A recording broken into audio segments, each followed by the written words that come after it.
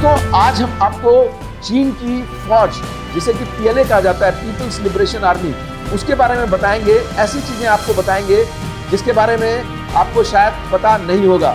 वो क्या चीजें हैं, बहुत इंटरेस्टिंग चीजें हैं, आज मैं आपको विस्तार से बताऊंगा। तो आप बने रहिए हमारे साथ। मेरा नाम नीतीश कुमार है और आज हम इसी पर चर्चा करेंगे और मैं आपको बताऊंगा चीनी पीएलए की खासियत के बारे में। दोस्तों, चीन की जो पीएलए है ये एक कॉरपोरेट हाउस की तरह ऑपरेट करती है। आप कहेंगे कैसे? दुनिया में पहली बार लोगों को तब हैरानी हुई जब उन्हें पाकिस्तान की आर्मी के बारे में पता चला। जो पाकिस्तान की आर्मी है दोस्तों, उसका जो बिजनेस है वो 1 लाख करोड़ का है। 1 लाख करोड़ का एम्पायर है पाकिस्तानी आर्मी का, और वो जूते से लेकर, पंखा से लेकर, कबूतर के दाने तक बनाती है। और पाकिस्तान में फौजी फाउंडेशन के नाम से वो चलता है, इनका बिजनेस चलता है। और फौजी पैकेजिंग के नाम से पूरे मार्केट में पाकिस्तान में ये जो है उनके प्रोडक्ट्स जो बेचे जाते हैं। ठीक उसी तरह चीन की भी आर्मी है दोस्तों। चीन की आर्मी भी ट्रांजैक्शनल है। चीन की आर्मी भी, आप जरा सोचिए कि एक एयरलाइंस चलाती है, एयरलाइंस को ऑपरेट करती है जिसका नाम है चाइना यूनाइटेड एयरलाइंस। इसके अलावा पॉली ग्रुप है, वहाँ पर एक बिजनेस ग्रुप है, उसको भी चाइना की पीएलए ही ऑपरेट करती है, पीपल्स लिबरेशन आर्मी।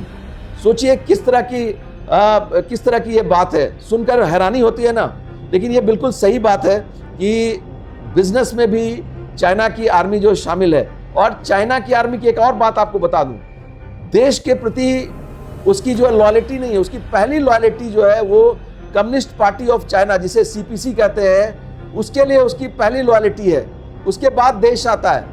जी हाँ दोस्तों, और चाइना की जो आर्मी में जो हायर पोजीशंस है या मिडिल लेवल का जो पोजीशंस है, उन्हीं लोगों को दिया जाता है जो कि सीपीसी के लॉयल होते हैं, कम्युनिस्ट पार्टी ऑफ चाइना के जो लॉयल होते हैं, या उनका परिवार सालों से कम्युनिस्ट पार्टी ऑफ चाइना के साथ लॉयल रहा हो, उसका मेंबर रहा हो, उसी के परिवार वालों को आपको जो हायर पोजीशंस जो है आर्मी में दी जाती है।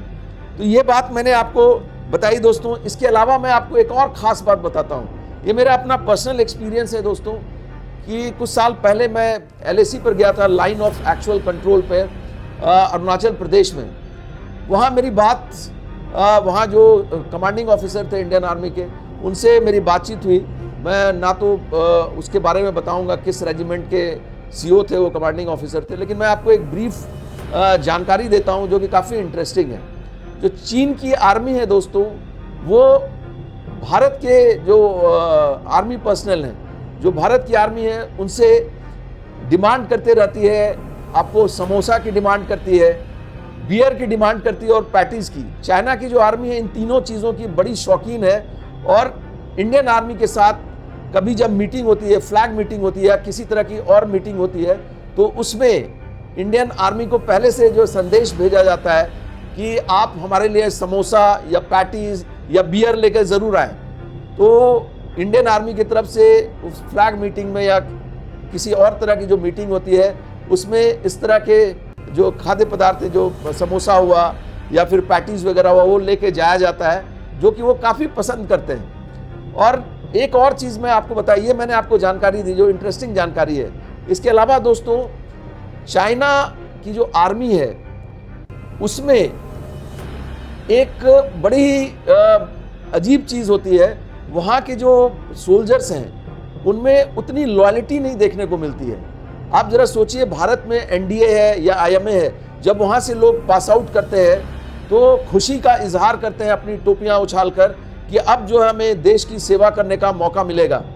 लेकिन चाइना में, जैसा कि आप दोस्तों जानते हैं, कि वहाँ पर मिलिट्री के साथ आपको जो है सर्व करना पड़ेगा, मैंडेटरी है। 2 साल की सर्विस जो है आपको करना ही करना है, चाहे आप डॉक्टर बनना चाहते हो, चाहे आप इंजीनियर बनना चाहते हो।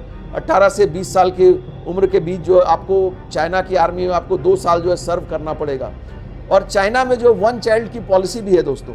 तो एक तो जो लोग हैं, वहाँ के जो पेरेंट्स हैं, जो अपने बच्चों को आर्मी में मैंडेटरी रूल के तहत भेजना पड़ता है उनको, तो वो भेजना नहीं चाहते हैं। और दूसरा, जो आर्मी में जाते हैं 2 साल के लिए, वो इस वक्त का इंतज़ार करते रहते हैं कि कब उनकी ट्रेनिंग, 2 साल जो मिलिट्री के साथ उनका स्टिंट है, जो मिलिट्री के साथ उनका कार्यकाल है, कब उनके साथ मिलिट्री के साथ उनका कार्यकाल खत्म हो, और जिस दिन वो कार्यकाल खत्म होता है उसको वो लोग फ्रीडम डे के तौर पर मनाते हैं, आज़ादी दिवस के तौर पर मनाते हैं। बड़ी खुशी का इजहार करते हैं कि चलो आज जो है चाइनीज़ आर्मी से हमें मुक्ति मिली, अब हम अपना काम कर सकते हैं। वो किसी तरह जो है अपना समय वो बिताते हैं। और जब मैं LAC पर गया था दोस्तों कुछ साल पहले, तो मैंने जो कमांडिंग ऑफिसर थे वहाँ पर उनसे एक सवाल पूछा था कि देखिए चाइना की आर्मी बड़ी है, बहुत बड़ी है, उसके पास टेक्नोलॉजी भी है, तो कैसे जो है इंडियन आर्मी अगर लॉन्ग टर्म वॉर होता है तो कैसे जो है सस्टेन करती, कैसे अगर भिड़ंत होती है चाइनीज़ आर्मी से तो कैसे इंडियन आर्मी जो है वो उसका सामना करेगी।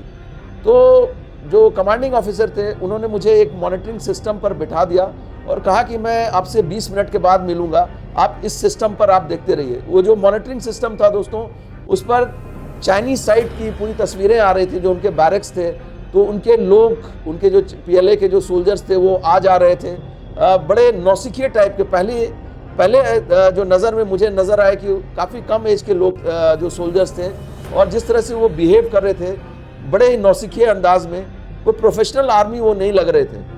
20 मिनट के बाद जब मैंने पूरी अपनी मॉनिटरिंग ख़त्म की, मॉनिटरिंग सिस्टम को बंद कर दिया गया, तो फिर वो कमांडिंग ऑफिसर आए, उन्होंने मुझसे पूछा कि ये बताइए कि आपने क्या देखा। तो मैंने उनको बताया कि मैंने देखा कि भाई लगातार जो उनके बैरक से सोल्जर्स आ रहे थे, लेकिन वो प्रोफेशनल नहीं लग रहे थे।